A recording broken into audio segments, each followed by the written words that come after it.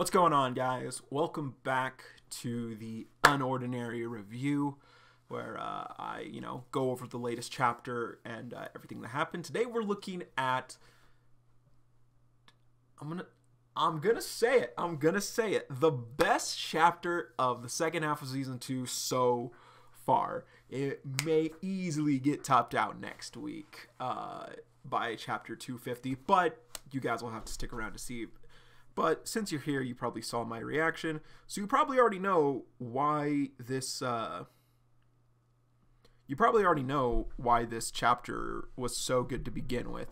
So right off the bat, this chapter leaves off of kind of the tail end. It doesn't necessarily leave or start off on last week's cliffhanger. Instead, it just starts with Sarah focusing on or thinking back on last week's cliffhanger. So it just starts out with Sarah in the bathroom at the park, thinking about what Terrence and John had said. Terrence telling her, hey, we're not trying to psych you out, or we're not trying to stress you out or anything. You can trust us, don't worry.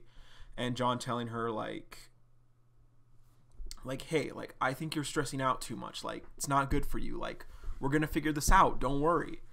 And Sarah just thinking am I really overthinking things too hard?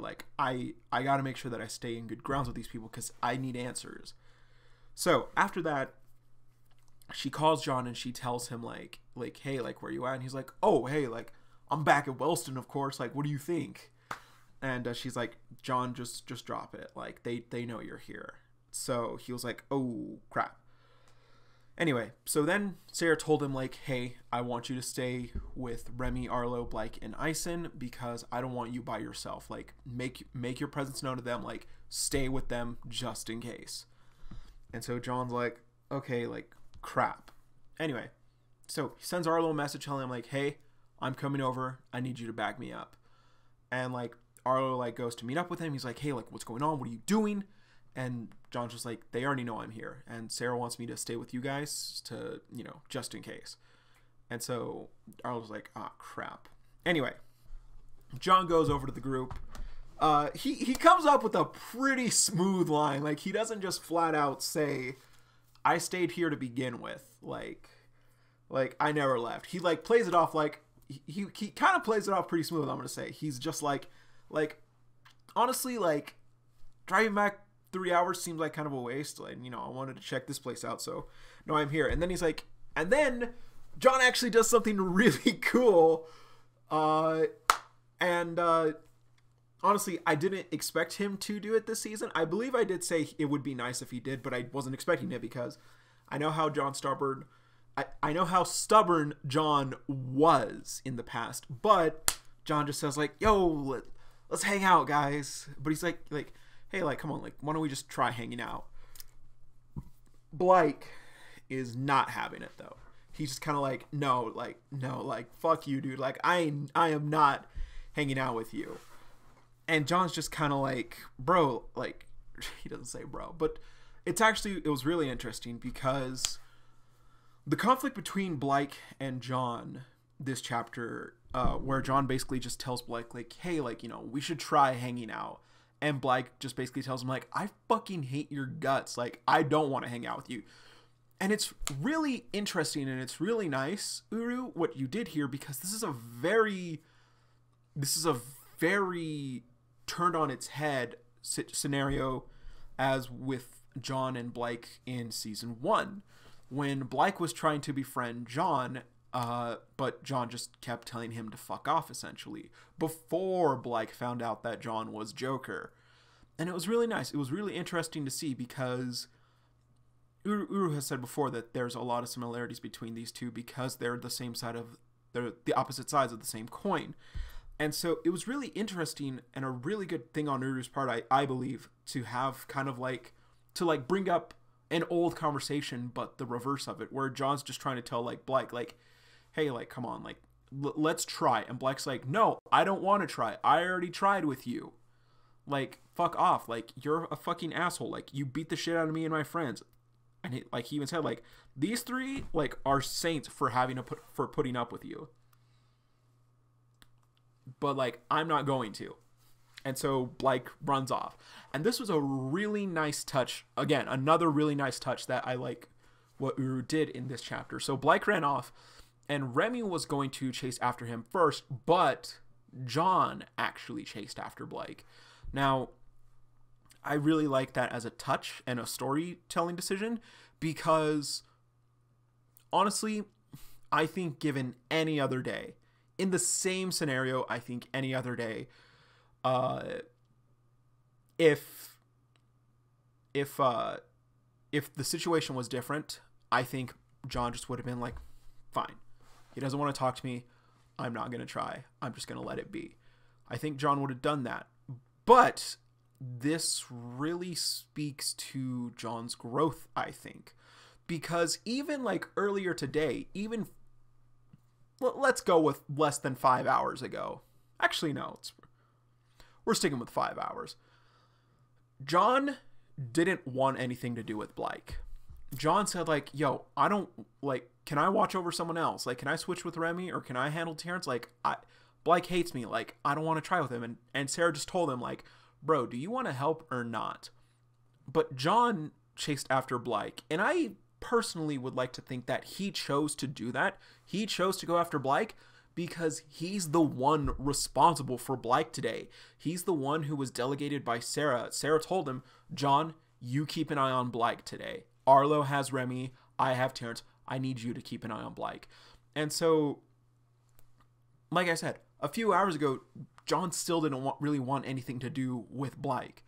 But now that he's here, he made the decision, like, I have to go talk to Blake. Like, I have to watch his, like, this is my interpretation of the chapter. Could be completely wrong, but I believe that John decided, I have to be the one to look after Blake. I need to chase after him. We need to sort this out. But he's also my responsibility today. Sarah asked me to do this, so I'm going to do it. I'm going to make sure that Blake doesn't get ambushed while we're not looking.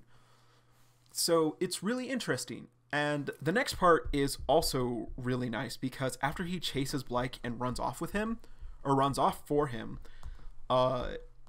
this was really good to see, because clearly Blake just, you know, he keeps fighting it. He keeps telling John, like, stay away from me, like stay away from me, like, we don't like each other, it's fine, just accept it and leave me the fuck alone. And this is another testament as to John growing as a character and as a person.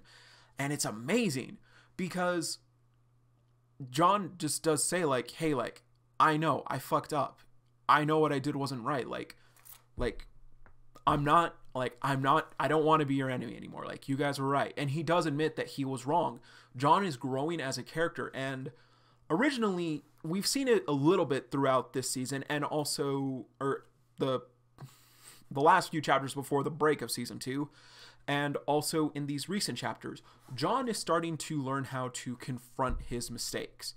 Like with Blake, like, he's choosing to talk to Blake. He chose to go after Blake. He's trying to resolve his conflicts with Blake. And he's admitting that he was wrong. Like, he admits to Blake that he misjudged the Royals because he didn't want to acknowledge that they weren't as shitty as he made them out to be. Now, to Blake's credit, he does, like, John does kind of put it in somewhat poor wording, because Blake does also say, like, is that supposed to be a compliment? Anyway, so it's nice. It's nice that John is, like, admitting and saying out loud to Blake that he was wrong. And I do hope it can go further from here, because, you know, Blake and John, like, that's tops right there. That's tops. That's going to be epic. Like, seeing these two fight side by side would be amazing. Speaking of which, quick side note also, actually, while I'm on here, it's nice to see John admitting that he was wrong about everyone. So I do kind of hope that he'll apologize to Remy about telling her that Ray can go to hell. That would be nice, Uru. You know, like, Arlo tells John about Ray, and, like, yeah, Ray was a superhero, and John's like, a superhero? Oh no, like, I remember that. I remember, like, being pissed off about his death. And he tells Remy, like, hey, I'm sorry, your brother seems like a really cool guy. That'd just be nice. That'd be nice, Uru. I'm just saying. Anyway, so the fight or the conversation between John and Blake doesn't necessarily reach a conclusion though, because Blake doesn't really answer after John, you know, kind of like talks to him a bit and like admits to his wrongs. But Blake does get interrupted because he receives a phone call from Dylan. Now, who the fuck is Dylan? I'm sure you're asking. Like, I know I'm asking that. So Blake gets a phone call basically saying, hey, like, we're in trouble, like, we need your help. At first, I thought this was going to be Remy. I thought some major fuck shit did happen with Remy and Arlo, and they were like, yo, we need backup, like, bring John back. I thought Spectre really did do something. And I was like, yo, oh no, that's bad. Anyway, so, yeah, there's trouble there, and Blake and John run off, and luckily, it's not Remy. It's just some assholes at the park causing trouble and beating up security officers for some reason. Anyway, so it's the little blonde kid that John saved from Zeke. One of the kids who voted for John to come on the trip. So it's the little blonde kid that John saved from Zeke, and that John played New Texas Hold'em with, who calls for backup. And, you know, Blake shows up, and like I said, there's 4 people who are causing a ruckus, and one of them is a guy kind of with Adrian's haircut, but with blue eyes, and his hair is green. Another guy with purple hair, kind of like combed off to the side. A girl with like hair kind of like Remy's, but blue. And a blonde guy with like a shorter version of Adrian's haircut, and he also has a scar on his left cheek. So, you know, these guys are causing trouble, and then Blake shows up. This was also a very interesting and a very nice touch that Uru did that I really want to compliment Uru on. So, basically, Blake shows up, and, like, he asks Dylan, like, hey, what's going on? He's like, these guys just, like, started, like, attacking us. Or what did Dylan actually say? Oh, yeah, they just started, like, assaulting everybody at the park. Anyway. So the guys basically say, like, hey, yo, this place sucks, and, you know, we just want to have some fun for ourselves. So, like, they decided to start attacking people, unfortunately, like assholes. Now, really nice thing that Uru decided on here, what I really like, and I think what really sets this chapter above the most recent chapters, is that John to himself, he starts to get angry. We can see it as he's, like, starts clenching his fists. Like, we've seen it before. John does have a hard time holding back. He's starting to get a lot better at it, at like not going overboard. But you know, he's still getting angry. He's still getting pissed whenever he sees people like how he used to be, the person he doesn't want to be anymore. And John thinks to himself, like, I hate people like this. I hate this. This is bullshit. But then Blake says out loud, people like you piss me off. And it's really interesting because John sees that reaction. Like, he immediately looks at Blake as he says that. And it's cool. It's cool. Like I said, it's Uru showing that John and Blake are 2 sides of the same coin. So, it's nice to see that. Like, I've always believed that Blake and John were incredibly similar characters, and in different circumstances and scenarios, they have a very similar backstory, or a very similar story arc in terms of like how their lives have gone. Not at the same time. I'll get into more of that in a later video, but it was really nice to see, like, you know, John and Blake, they're of different mindsets, but they still believe in the same things. I believe. But this chapter does lead off where Blake basically says, like, yo, I'm gonna fuck you guys up.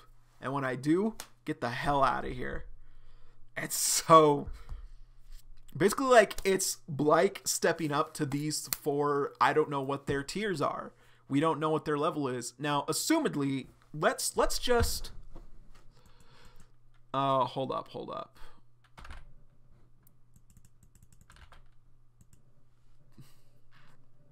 So, if memory serves, the security guard from Kurovo Mall was pretty weak, I think. He was definitely weaker than Blyke, Ison, and Remy. Specifically Blyke and Ison, if I recall. He might have been an elite tier. Yeah, he was an elite tier. 3.6 with superhuman. So let's say... Oh, what was the other girl? 3.4. So let's say the baseline for being... Let's say the baseline for being a security guard of any kind is a level 3. Let's say that's the baseline. And it does appear that these 4 hooligans took on... They completely took out 4 security guards. Easily, it looks like, without a scratch on them. And there was 2 other security guards on standby. So, range for security guard is about level 3 to a level 4, let's say. So I'm inclined to believe that these guys are probably higher elite tiers. I do think it's very possible that these guys could actually prove to be a big challenge for Blyke. And then John has to step in. John has to save Blyke, essentially. I think that'd do a lot of good for their relationship going forward. And also, interestingly enough, we know that Spectre has eyes on John right now.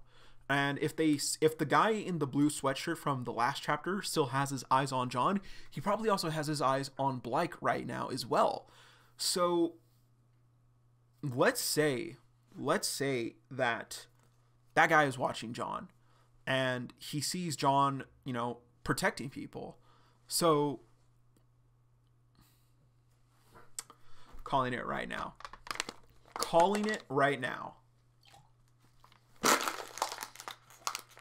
Uru, get my check ready. Uru.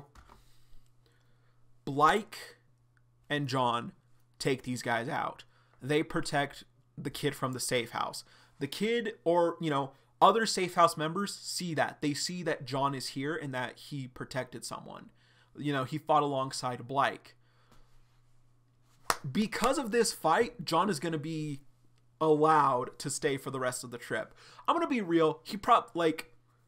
Since Remy, Blyke, and Ison already know that he's here, he's probably good. Him, Sarah, and Arlo are probably going to be like, fuck it, let him stay till tomorrow, whatever. Not like it matters at this point. Anyway. But, I think this fight is definitely going to be, safe house kids are going to see it, and they're going to be like, yo, John, you were so cool. You, took those guys out alongside Blyke. Dude, you should totally stay here with us for the rest of the weekend. And, that's going to be, this is definitely going to play big points for John. Maybe Terrence and the other guy in the black sweatshirt from Spectre keeping an eye on John. Maybe they see that, and they're like, this kid's changing. Maybe we really could use an asset like him. I don't know. That's what I think. That's what I think will happen. It's gonna be epic. It's gonna be epic. We finally have the first actual official fight of season 2, of the second half of season 2. And I'm excited for it because I'm sure it's going to be epic. Let's go. I'm excited. But yeah, that is the review and discussion for chapter 249. It was a really good chapter. Honestly, I'm going to say it. I said at the beginning, this is definitely the best chapter of the second half of season 2 thus far. But I'm going to say it. This chapter was a 10 out of 10. Definitely. There was a lot of good conversation this chapter, and, I'm here for it. But yeah. I think John and Blyke definitely still have a long way to go, but I think today was definitely a step in the right direction. I'm excited to see, hopefully, them fight side by side next week. But until then, guys, Uru, please give those 4 some dope abilities. I'm pretty sure the guy with the green hair has some sort of projectile, seeing as how it looked like he hit the security guard, but didn't actually make physical contact, like a punch. But anyway, I hope these guys have some cool abilities. Till next time, you guys. Hope you enjoyed the video. Let me know what y'all thought about down below. And I will see you all next time. So, see you, Space Cowboy.